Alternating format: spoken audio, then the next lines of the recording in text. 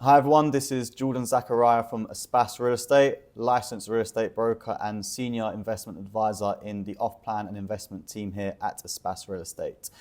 I just want to say before starting this video, a big thank you for all the people that have been reaching out with inquiries, have been looking to purchase and been ultimately giving me a lot of support, and they really appreciate my approach.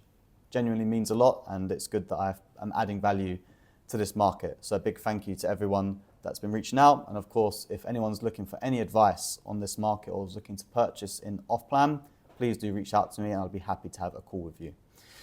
One of the things I've actually been getting, a common question where this is such a global market in attracting investment from across the globe, is a lot of people are actually not familiar with the process of how to purchase an off-plan property in Dubai, and especially for European buyers where they're coming from a market which is very tightly regulated with lots of dots and crosses that need to be done. It can be a bit scary because you come here and the process is far more simple. And it's not to say it's not a secure process, not at all. This is a very regulated market now and your investment is safe.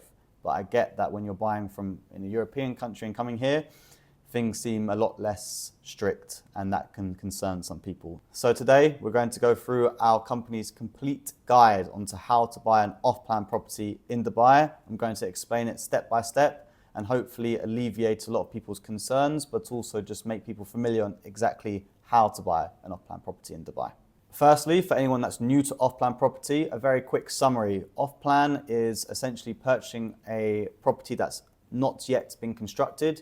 You're buying from the developer pre-construction across a 3 to 4 year handover period typically. Sometimes those periods can be shorter, and you pay on an interest-free payment plan. You have a down payment and then you have installments across the construction cycle. Those installments can typically be linked to construction milestones or they may not be at all. More established developers like Email, for example, they link their payments to the construction cycle. Obviously, that's a really good sign because you're only paying as the project gets built and your product gets built. So that's a good sign. And then on the handover, when you get the keys, you'll have a final payment which is mortgageable because at that point it's already property. So if you're in the UAE and you're a UAE resident, you're able to get a mortgage. If you're an international investor, you're also able to get a mortgage, but of course there are different terms.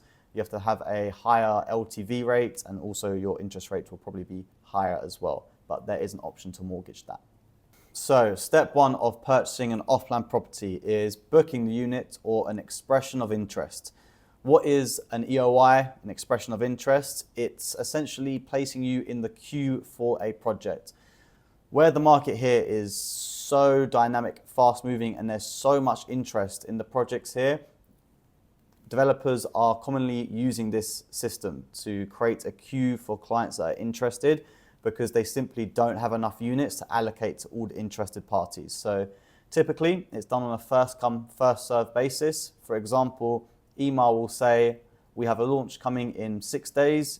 Here's the details, the prices, etc. If you're interested, please submit your expression of interest and a token payment. That token payment can vary from 50,000 dirhams up to 1 million dirhams, depending on the price of the property you're showing an expression of interest on. In the expression of interest, it's going to have small details, which is your name, where you live, the unit you want, whether it's a 1-bedroom apartment, 2-bedroom apartment, 3-bedroom villa, etc. The floors, if you want to include that on an apartment, and also the view. Now, typically in this market, where developers, again, are receiving so much interest, especially from bulk clients, big companies or very wealthy individuals who are buying multiple units, they prioritize those clients first. So they'll have a day where they allocate to bulk buyers, and then the day after, they'll allocate to individual units.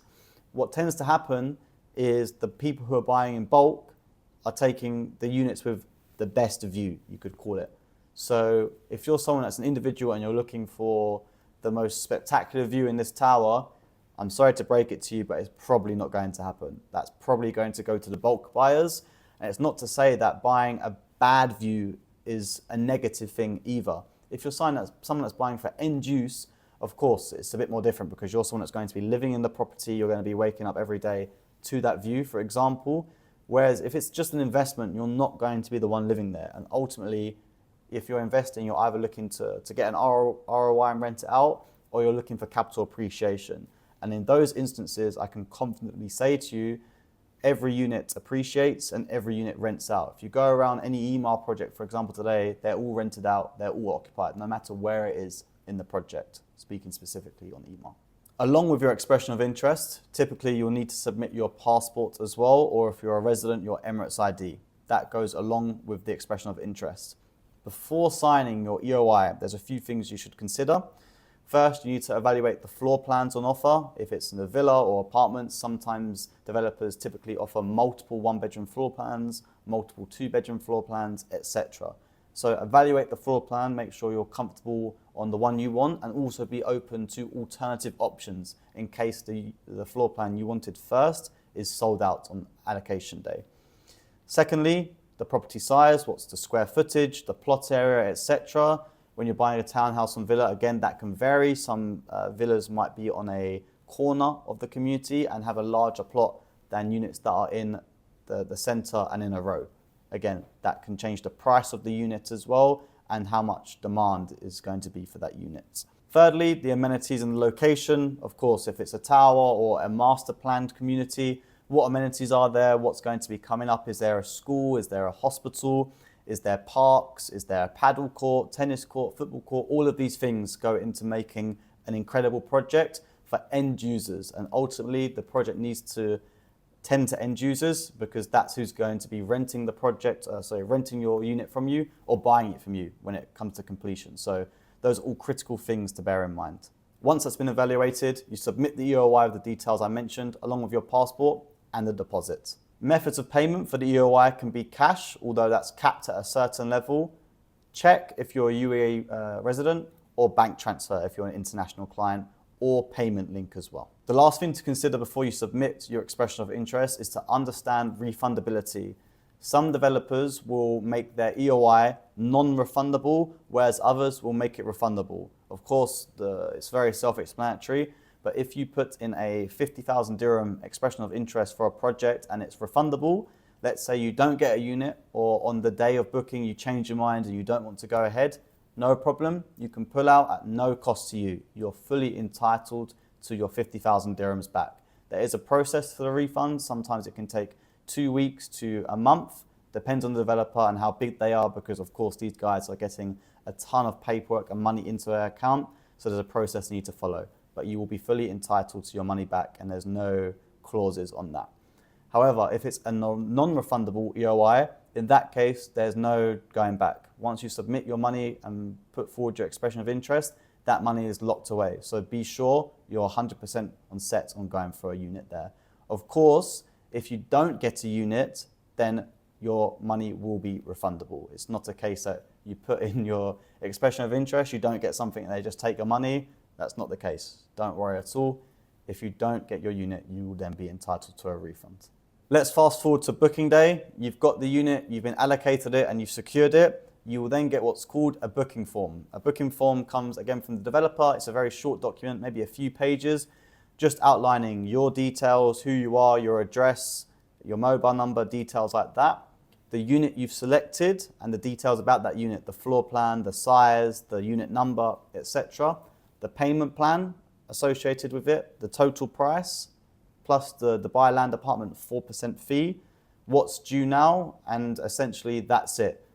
It will be countersigned from the developer in some cases, other cases from big corporations like Emaar. They are getting so many booking forms, they do not have time to countersign them all individually, whereas small developers, they might be able to countersign.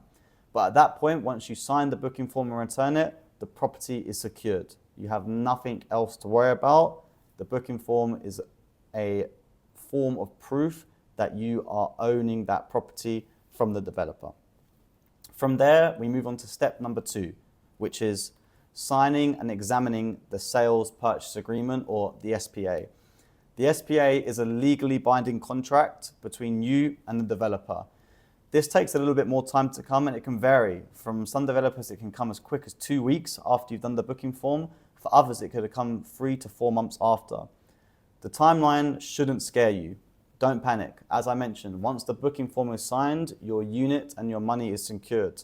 At the end of the day, when you're doing the down payment, which usually comes at the time of the booking form, which can be 10 plus the 4% or 20 plus the 4% or whatever it may be, that money is either going into the developer's account or the escrow account. And again, if it goes to the developer, by law, they are required to transfer it to the escrow account.